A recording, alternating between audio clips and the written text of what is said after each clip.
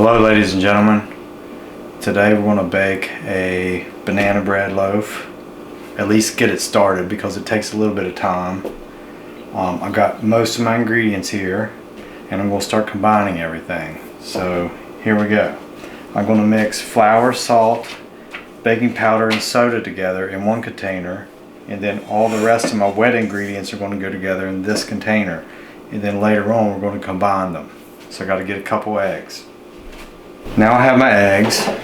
I got them ready, so I'm going to break those in a pan.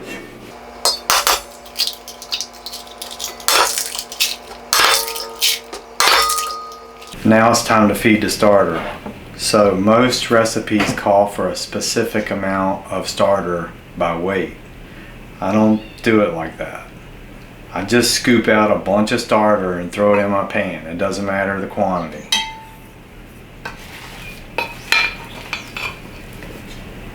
I just leave some left, big scoop, throw it in my pan, put this on my weight scale,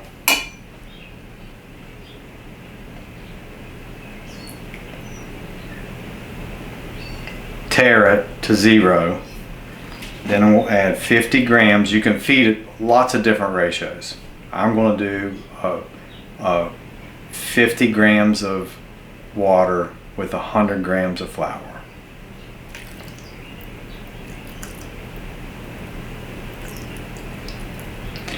And it always seems to be a little on the dry side, so then I'll add a little extra water just to make sure all the flour gets wet.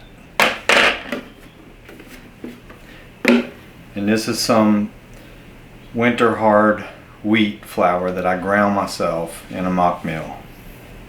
And I just did 50 grams of water, and I'll bring this up to 150 on the scale.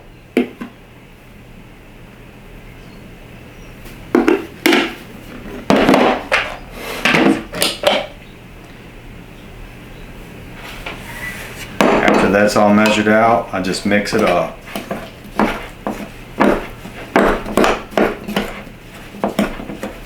And then it'll look kind of dry and thick and heavy. And it'll be fairly wet enough, and then I just add a little tiny bit of moisture to finish mixing it all together.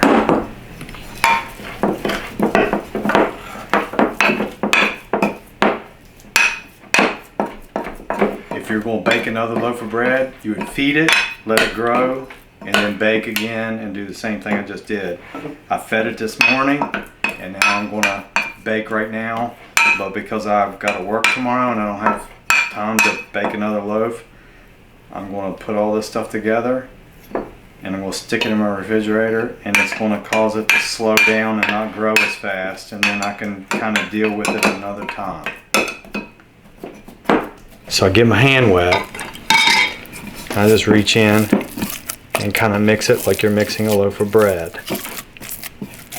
And I get it fully hydrated, and then I just flatten it out,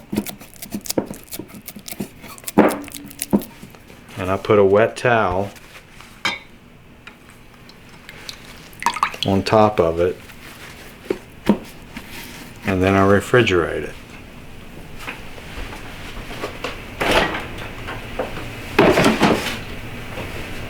And that's it. Next, I'm going to add some butter and brown sugar. And I'm doubling this recipe, so I'm using 4 eggs instead of 2. So this is a doubled recipe.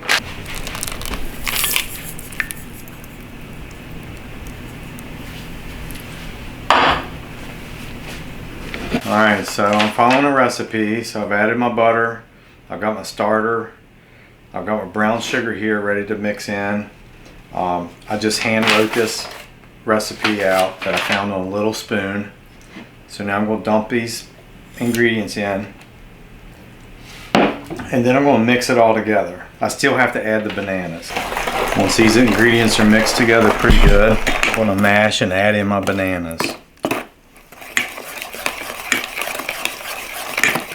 I'm going to add in 500 grams of all-purpose King Arthur flour that I need to weigh out, so I can add that to this directly.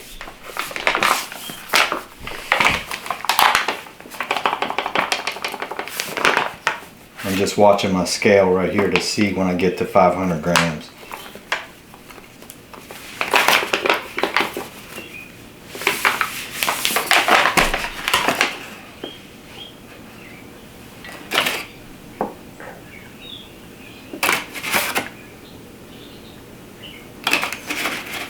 Do not start baking if you don't like to make a mess, because it's a messy process. Now it's time to add the bananas.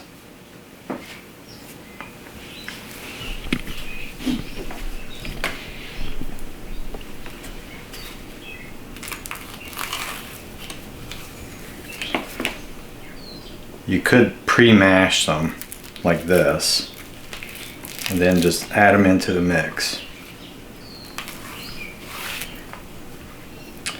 It calls for really ripe bananas. I bought these bananas and let them sit on my countertop for about 4 or 5 days. It's been pretty warm, so they broke down and got brown pretty fast. I could have waited even a couple more days. Now I'm just going to blend all this stuff together and continue to mix and mash until it all becomes one consistent, nice gloop of messy dough.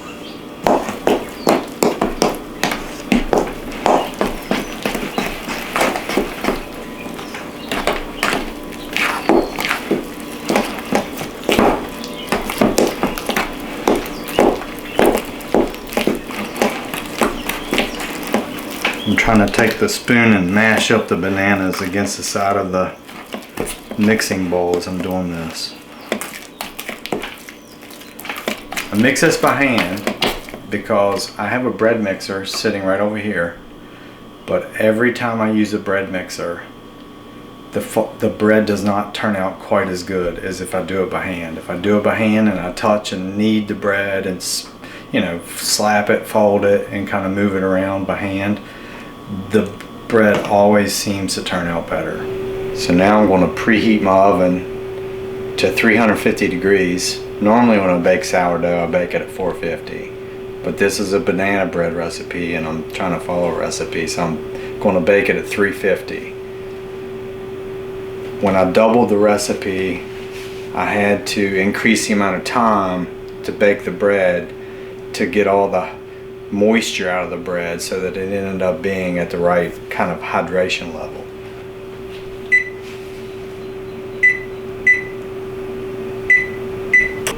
I like to have walnuts in my banana bread, and a lot of my friends like it in there, and if you don't like walnuts in your banana bread, then don't eat my banana bread, because I like my walnuts. And I don't know what the right amount is, but I like plenty of walnuts. So I dump out a bunch of walnuts, then roughly chop them.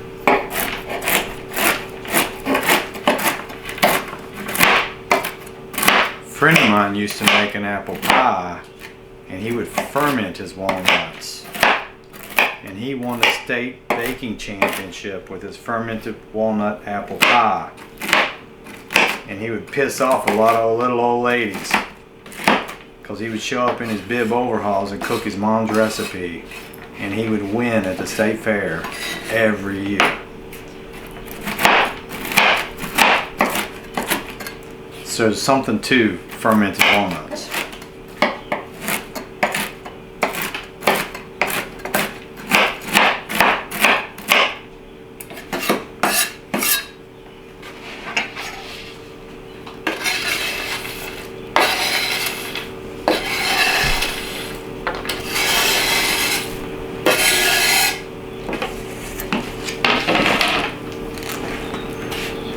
This is smelling pretty good.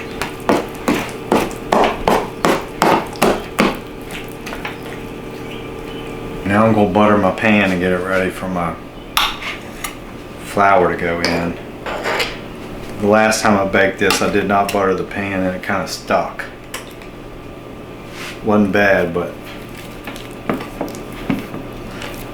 I'm sure there's plenty of ways to do this very sanitary like, but my mom used to do this and this is how I learned how to do it, so this is what I do.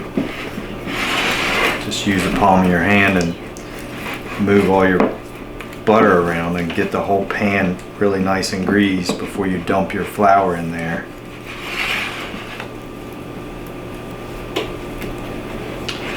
And now my pan is buttered. So now my oven's preheated, everything's mixed up, my pan's buttered. I'm going to add my dough to the pan and then I'm going to put it in the oven and bake it.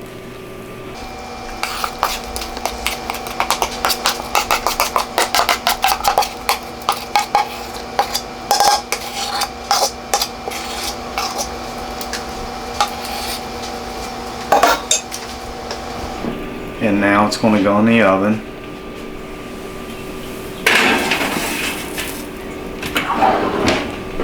And set a timer for about 45 minutes.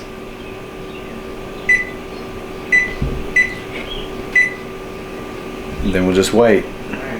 It's time to check the butter, the bread. So we'll just pull it out. We'll slip a knife into it. And it comes out with some dough on it, so it's not quite ready.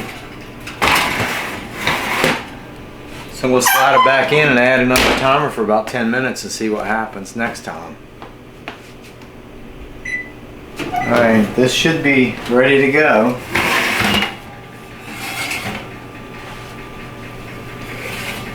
It's cooked for about an hour.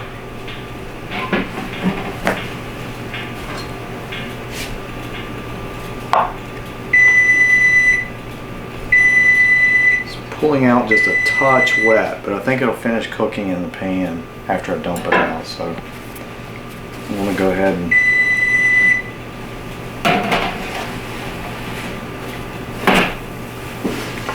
let it cool on this rack.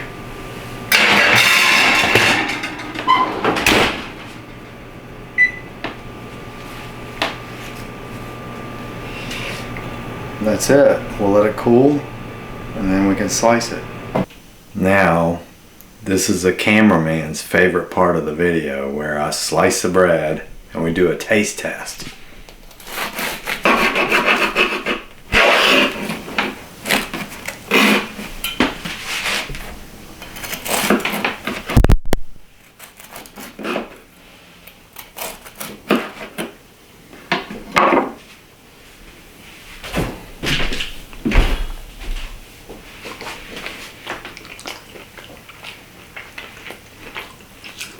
Some good bread. That's pretty good. Hope you liked the video. Maybe someday we can share some bread together. Thanks.